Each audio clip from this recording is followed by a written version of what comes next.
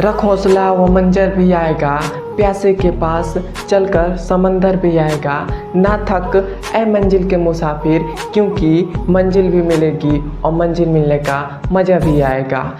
तो hello everyone, आप सभी कैसे हैं? उम्मीद करता हूँ आप सभी बहुत ही अच्छे होंगे। आज की इस वीडियो में हम पढ़ेंगे क्लास 10th मैथ, जो हमारा 5वां नंबर चैप्टर है समांतर श्रेणी, उसका प्रश्न संख्या 18 और प्रश्न संख्या 19 को सॉल्व करेंगे।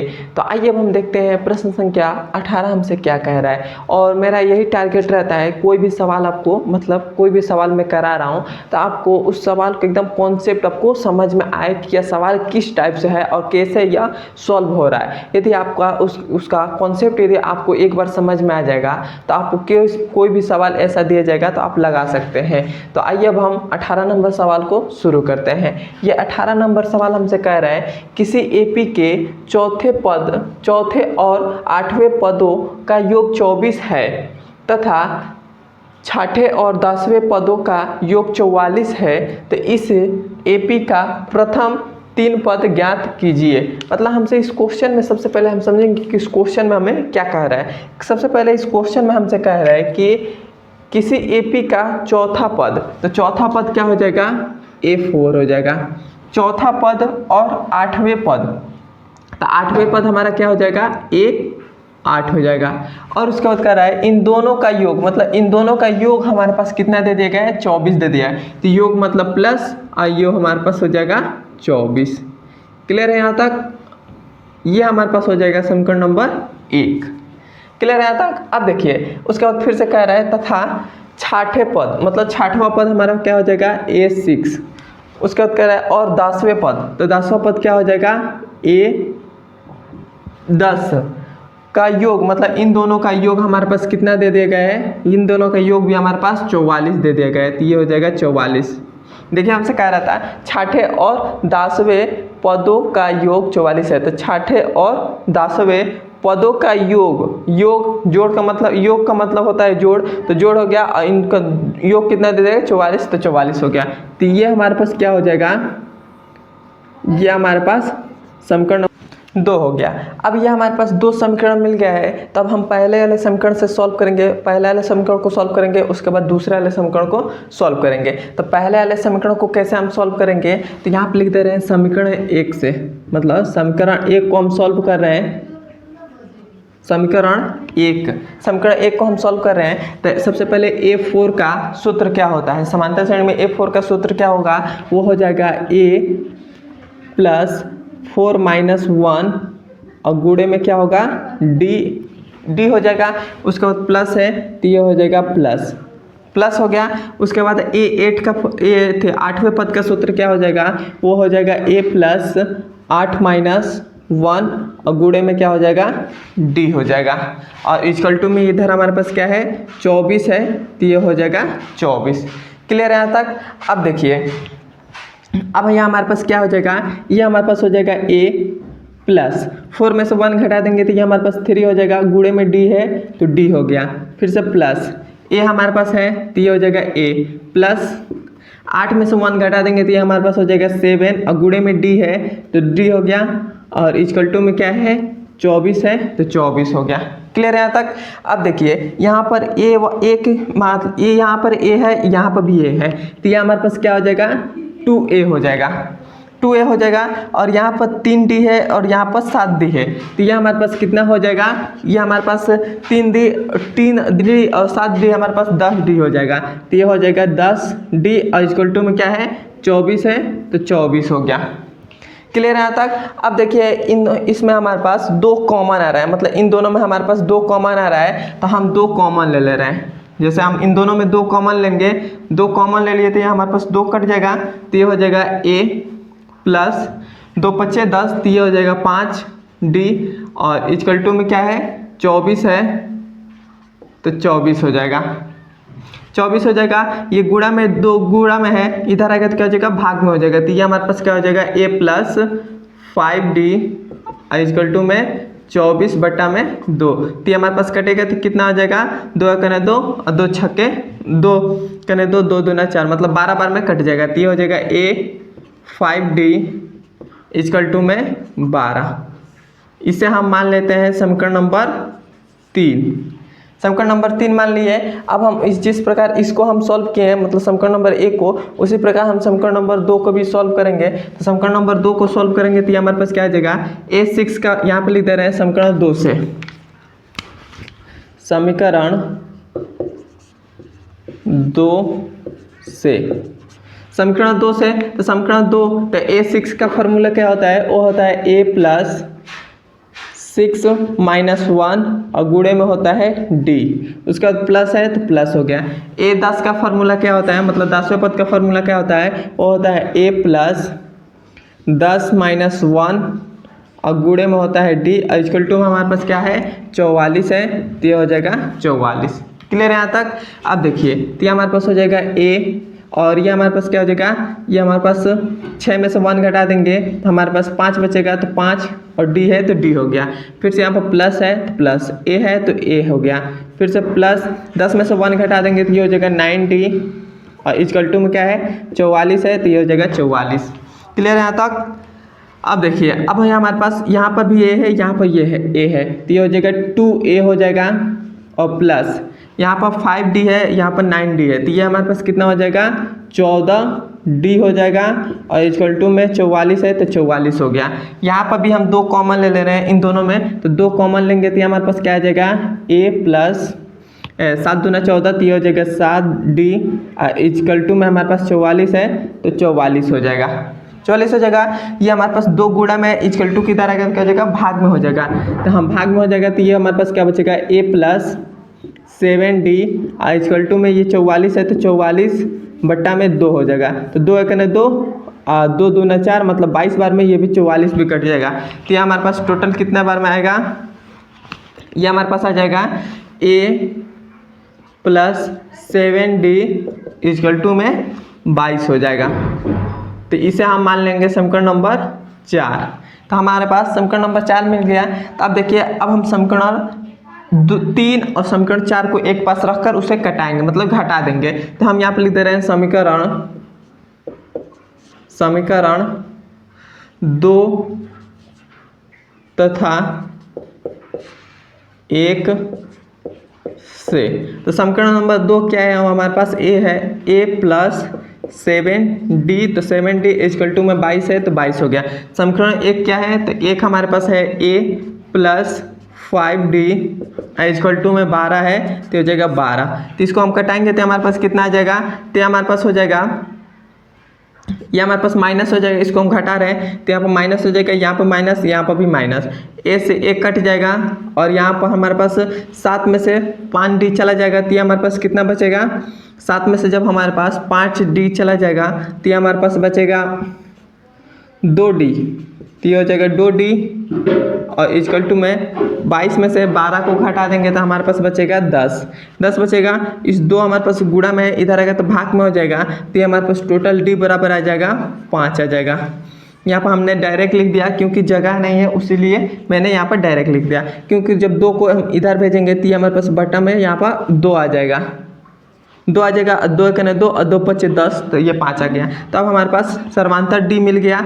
अब हमारे पास सर्वांतर D मिल गया है, तो अब हमारे पास सर्वांतर D मिल गया है, तो अब हम क्या करेंगे, समीकरण 1 या 2 में रख देंगे, मतलब सर्वांतर ही, तो हमारे पास प्रथम पद का मान निकल जाएगा। तो हम क्या करते हैं, इस सर्वांतर मतलब D का मान हम समीकरण नंबर 1 में रख दे रहे हैं। तो यहाँ पर लिखेंगे समीकरण, सॉरी यहाँ पर 3 है, समीकरण नंबर 3 में रखेंगे। तो समीकरण 3 में D का मान रखने पर, समीकरण नंबर 3 में D का मान रखेंगे तो ये हमारे पास क्या हो जाएगा, A + 5D का मान हमारे पास क्या है, तो D का मान 5 है, तो ये हो जाएगा 5। तो 5 का गुणा करेंगे तो 5 × 5 कितना हो जाएगा, 25 हो जाएगा। तो ये हो जाएगा, डायरेक्ट हम लिख दे रहे हैं 25, इक्वल टू में क्या है, 12 है तो 12 हो गया। तो ये हमारे पास क्या आ जाएगा, A बराबर, ये हमारे पास 25 प्लस में इधर आएगा तो क्या हो जाएगा, माइनस में हो जाएगा। तो ये हमारे पास क्या हो जाएगा, A बराबर 12 माइनस का 25 हो जाएगा। तो हमारे पास कितना आ जाएगा, अब हम 25 में से 12 को घटा देंगे, तो घटाएंगे तो सबसे पहले माइनस का चिन्ह आ जाएगा, और 5 में से 2 चला गया तो 3 बचेगा, और 2 में से 1 जाएगा तो 1 बचेगा। तो ए का मान हमारे पास कितना आ गया, 13 आ गया। 13 आ गया है, तब हमारे पास मतलब प्रथम पद 13 मिल गया है और सर्वांतर 5 मिल गया है। तब हम आसानी से इसके कितने पद हमसे कहे थे, प्रथम 3 पद ज्ञात कीजिए। तो हमारे पास प्रथम पद तो ज्ञात हो गए, और 2 पद ज्ञात करना है, तो मतलब दूसरा पद ज्ञात करना है और तीसरा पद ज्ञात करना है। तो हम क्या करेंगे, प्रथम पद में मतलब प्रथम पद में हम सर्वांतर जोड़ देंगे, तो हमारे पास दूसरा पद मिल जाएगा, और दूसरे पद में हम फिर से सर्वांतर जोड़ देंगे तो हमारे पास तीसरा पद मिल जाएगा। तो आप कैसे करिएगा, यहाँ पर थोड़ा सा मैं बता दे रहा हूँ जगह में। जैसे हमारे पास द्वितीय पद कैसे मिलेगा, मतलब द्वितीय पद में मतलब प्रथम पद, तो प्रथम पद हमारे पास क्या है, माइनस का 13 प्लस में 5 जोड़ देंगे। कैसे हमने किया, क्योंकि दूसरे पद जब भी ज्ञात करना होता है तो हम पहले पद में सर्वांतर जोड़ देंगे। तो पहला पद हमारे पास माइनस का 13 था और सर्वांतर डी हमारे पास कितना 5 था। तो हमारे पास दूसरा पद क्या आ जाएगा, दूसरा पद हमारे पास आ जाएगा 13 में से 5 को घटा देंगे तो हमारे पास कितना बचेगा, सबसे पहले माइनस आ जाएगा, और 13 में से 5 को घटा देंगे तो हमारे पास 8 आ जाएगा। तो ये हमारे पास 8 आ गया। तो अब हमारे पास दूसरा पद भी मिल गया 8। अब हम तीसरा पद ज्ञात करेंगे, तो तीसरा पद ज्ञात करने के लिए हम क्या करते हैं, दूसरे पद में 8, दूसरे पद में सर्वांतर जोड़ देते हैं। तो दूसरा पद हमारे पास क्या आया है, माइनस का 8, और सर्वांतर जोड़ेंगे तो प्लस का ये 5 हो जाएगा।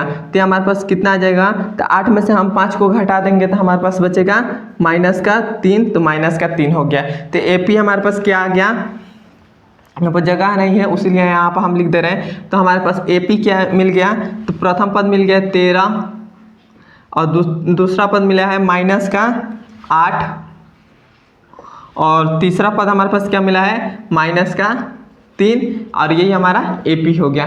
क्लियर है यहाँ तक आपको समझ में आया है तो एक बार मुझे कमेंट बता दीजिए, और हमारे चैनल पर नए हैं तो सब्सक्राइब कर दीजिएगा।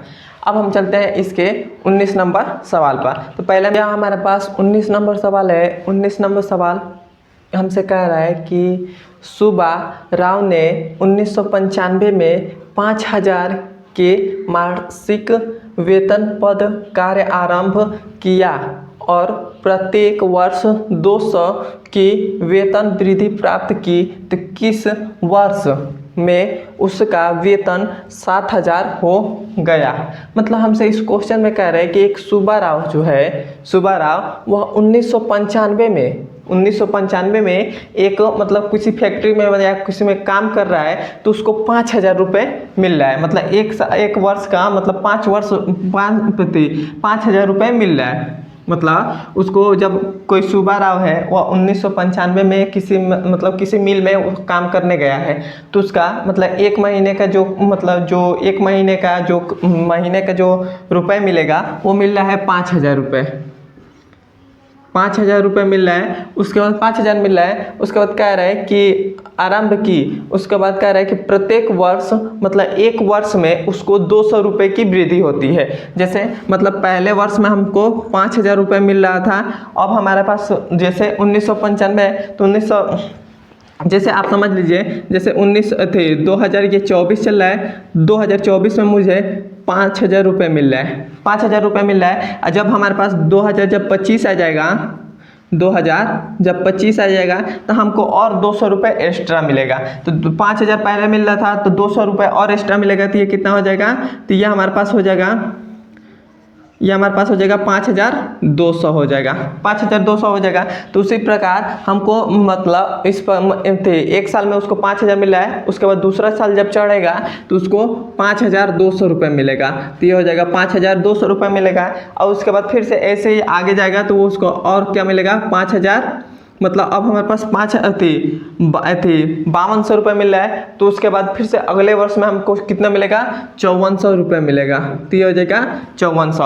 अब ऐसे ही बढ़ते बढ़ते उसको किस वर्ष में उसको किसी वर्ष में ऐसे बढ़ते बढ़ते कितने दिन वो काम कर रहा है, मतलब जैसे 10 वर्ष 20 वर्ष ऐसा काम कर रहा है, तो उसका जो वेतन है, मतलब उसका जो सैलरी है वो कितना हो जा रहा है, वो हो जा रहा है 7,000 हो जा रहा है। तो यही हमें बताना है कि कितने वर्ष बाद उसका जो सैलरी होगा वो 7,000 हो जाएगा। यही हमसे क्वेश्चन में बता रहा है। तो यहाँ पर देख लीजिए, यहाँ पर तो हमारे पास प्रथम पद क्या आ रहा है, प्रथम पद हमारे पास 5,000 है, 5,000 है। उसके बाद प्रथम पद हमारे पास 5,000 है, तो हम सर्वांतर भी निकाल लेते हैं। सर्वांतर क्या करते हैं, दूसरे पद में से, दूसरा पद हमारे पास क्या है 5200 माइनस प्रथम पद, तो प्रथम 5,000 घटा देंगे तो हमारे पास कितना आ जाएगा, जब 5200 में 5,000 घटा देंगे तो हमारे पास आ जाएगा 200 आ जाएगा, 200 आ जाएगा।